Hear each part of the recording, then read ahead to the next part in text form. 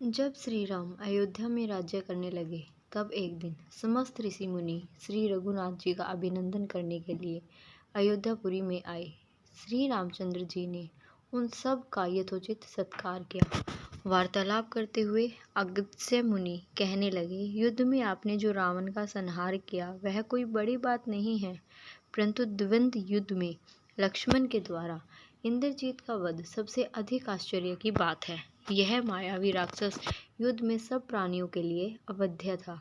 उनकी बात सुनकर रामचंद्र जी को बड़ा आश्चर्य हुआ। वे बोले, मुनिवर, रावण और कुंभकर्ण भी तो महान पराक्रमी थे, फिर आप केवल इंद्रजीत मेघनाथ की ही इतनी प्रशंसा क्यों करते हैं? महोदर, प्रहस्त, विरूपाक्ष भी कम वीर न थे? इस पर अगस्त्य मुनि बोले, इस प्रश्न का उत्तर देने से पहले मैं तुम्हें रावण के जन्म, वर प्राप्ति आदि का विवरण सुनाता हूँ। ब्रह्मन जी के पुलस्त्य नामक पुत्र हुए थे, जो उन्हीं के समान तेजस्वी और गुणवान थे। एक बार वे महागिरी पर तपस्या करने लगे। वह स्थान अत्यंत रमणीक था, इसलिए ऋषियों, नागों, राजश्रियों आदि की कन्या वहां क्रीड़ा करने आ जाती थी। इससे उनकी तपस्या में विघ्न पड़ता था। उन्होंने उन्हें वहां आने से मना किया। जब वो नहीं मानी तो उन्हें श्राप दे दिया कि कल से जो लड़की यहाँ मुझे दिखाई देगी वह गर्भवती हो जाएगी। शेष सब कन्याओं ने तो वहां आना बंद कर दिया, परंतु राज ऋषि तृणबिंदु की कन्या श्राप की बात से अनजान होने के कारण उस आश्रम में आ गई और महर्षि की दृष्टि पड़ते ही गर्भवती हो गई। जब तृणबिंदु को यह बात मालूम हुई तो उन्होंने अपनी कन्या को पत्नी के रूप में महर्षि को अर्पित कर दिया। इस प्रकार विश्रवा का जन्म हुआ, जो अपने पिता के समान विधिवत और धर्मात्मा हुआ। महामुनि भारद्वाज ने अपनी कन्या का विवाह विश्रवा से कर दिया। उनके विश्रवन नामक पुत्र हुआ। वह भी धर्मात्मा और विद्वान था। उसने भारी तपस्या करके ब्राह्मण जी को प्रसन्न किया और यम, इंद्र तथा वरुण के सदृश लोकपाल का पद पाया। फिर उसने त्रिकुट पर्वत पर बसी लंका को अपना निवास स्थान बनाया और राक्षसों पर राज्य करने लगा। श्री राम ने आश्चर्य से पूछा, तो क्या कुबेर और रावण से पहले भी लंका में मांसभक्षी राक्षस रहते थे? फिर उनका पूर्वज कौन था? यह सुनने के लिए मुझे कौतूहल हो रहा था। तब अगस्त्य जी बोले, पूर्व काल में ब्राह्मण जी ने अनेक जल जंतु बनाए और उनसे समुद्र के जल की रक्षा करने के लिए कहा। तब उन जंतुओं में से कुछ बोले कि हम इसका रक्षण करेंगे और कुछ ने कहा हम इसका यक्षण करेंगे। इस पर ब्राह्मण जी ने कहा कि जो रक्षण करेगा वह राक्षस कहलाएगा और जो यक्षण करेगा वो यक्ष कहलाएगा। इस प्रकार वो दो जातियों में बट गए। राक्षसों में हेती और परहेती दो भाई थे। परहेती तपस्या करने चला गया, परंतु हेती ने ब्याह से विवाह किया, जिससे उसका विद्युत्केश नामक पुत्र उत्पन्न हुआ।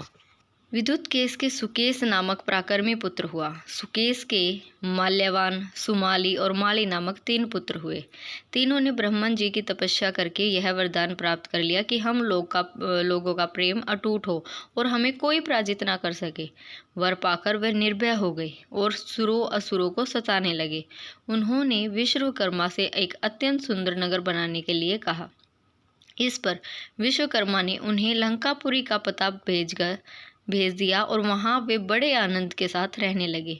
मल्यवान के वृजमृष्टि, विरूपाक्ष, दुर्मुख, सुप्तघन, यज्ञकौप, मत और उन्मत्त नामक 7 पुत्र हुए। सुमाली के प्रहस्त्र, अकंपन, विकट, कालिकामुख, दुम्राक्ष, दंड, सुपार्चव, सहनादि, प्रधश और भारकरण नाम के 10 पुत्र हुए। माली के अनल, अनिल, हर और समाप्ति नामक 4 पुत्र हुए। ये सब बलवान और दुष्ट प्रकृति होने के कारण ऋषि मुनियों को कष्ट दिया करते थे। उनके कष्टों से दुखी होकर ऋषि मुनिगण जब भगवान विष्णु की शरण में गए तो उन्होंने आश्वासन दिया कि हे ऋषियों, मैं इन दुष्टों का अवश्य ही नाश करूंगा। जब राक्षसों को विष्णु के इस आश्वासन की सूचना मिली तो वे सब मंत्रणा करके संगठित हो माली के सेनापति तव में इंद्रलोक पर आक्रमण करने के लिए चल पड़े। समाचार पाकर भगवान विष्णु ने अपने अस्त्र शस्त्र संभाले और राक्षसों का संहार करने लगे। सेनापति माली सहित बहुत से राक्षस मारे गए और शेष लंका की ओर भाग गए। जब भागते हुए राक्षसों का भी नारायण संहार करने लगे तो मल्यवान कुद्र होकर युद्ध भूमि में लौट पड़ा। भगवान विष्णु के हाथों अंत में वह भी काल का ग्रास बना। शेष बचे हुए राक्षस सुमाली के नेतृत्व में लंका को त्याग कर पाताल में जा बसे और लंका पर कुबेर का राज्य स्थापित हुआ। अब मैं तुम्हें रावण के जन्म की कथा सुनाता हूँ। राक्षसों के विनाश से दुखी होकर सुमाली ने अपनी पुत्री कैकसी से कहा कि पुत्री, राक्षस वंश के कल्याण के लिए मैं चाहता हूँ कि तुम परम पराक्रमी महर्षि विसर्वा के पास जाकर उनसे पुत्र प्राप्त करो। वही पुत्र हमें राक्षसों की देवताओं से रक्षा कर सकता है। अगस्त्य मुनि ने कहना जारी रखा। पिता की आज्ञा पाकर कैकसी विसर्वा के पास गई। उस समय भयंकर आंधी चल रही थी। आकाश में मेघ गरज रहे थे।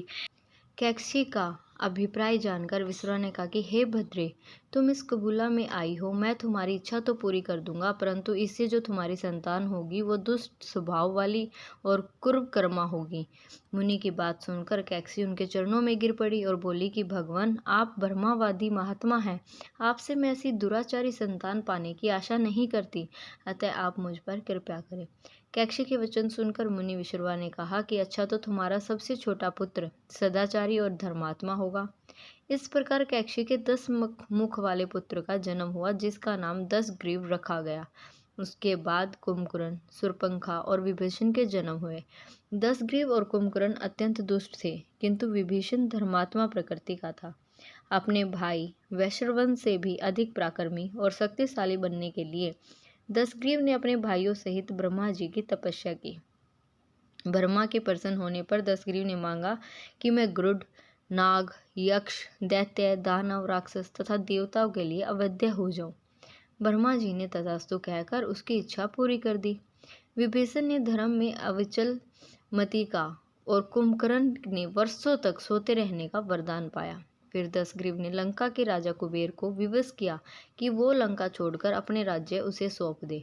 अपने पिता विसर्वा के समझाने पर कुबेर ने लंका का परित्याग कर दिया और रावण अपनी सेना, भाइयों तथा सेवकों के साथ लंका में रहने लगा। लंका में जब जाने के बाद अपने बहन शूर्पणखा का विवाह कालका के पुत्र दानवराज विदु विवाह के साथ कर दिया। उन्होंने स्वयं दीति के पुत्र मै की कन्या मंदोदरी से विवाह किया, जो हेमा नामक अप्सरा के गर्भ से उत्पन्न हुई। विरोचना कुमार बलि के पुत्री विरजाज्वला से कुंभकर्ण का और गंधविराज महात्मा शैलसु की कन्या शर्मा से विभीषण का विवाह हुआ।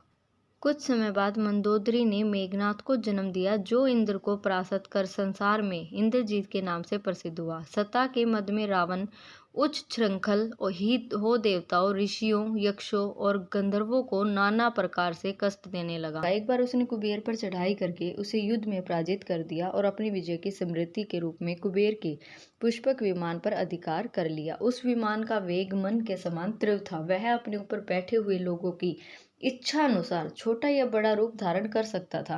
विमान में मणि और सोने की सीढ़ियां बनी हुई थी और तपाए हुए सोने के आसान बने हुए थे।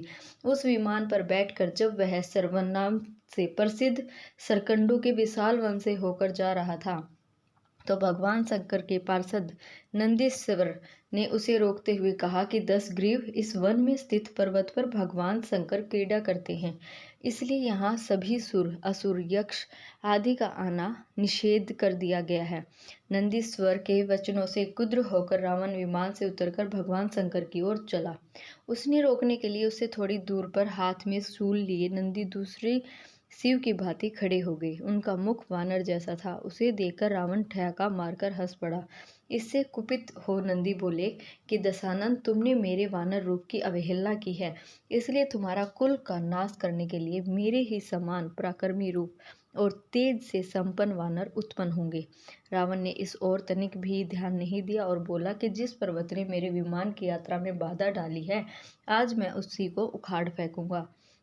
यह कहकर उसने पर्वत के निचले भाग में हाथ डालकर उसे उठाने का प्रयत्न किया। जब पर्वत हिलने लगा तो भगवान शंकर ने उस पर्वत को अपने पैर के अंगूठे से दबा दिया। इस रावण का हाथ बुरी तरह से दब गया और पीड़ा से चिल्लाने लगा। जब वह किसी प्रकार से हाथ न निकल सका तो रोते रोते भगवान शंकर की स्तुति और क्षमा प्रार्थना करने लगा। इस पर भगवान शंकर ने उसे क्षमा कर दिया और उसके प्रार्थना करने पर उसे एक चंद्रहास नामक खड्ग भी दिया। तो यह थी रावण के जन्म की कथा। इसके बाद रावण का राम के द्वारा वध रामायण में आप सब ने देखा ही होगा। तो यह कथा आपको कैसी लगी कमेंट करके ज़रूर बताइए और लाइक ज़रूर करें। ऐसी कहानियों के लिए चैनल सब्सक्राइब करें। धन्यवाद।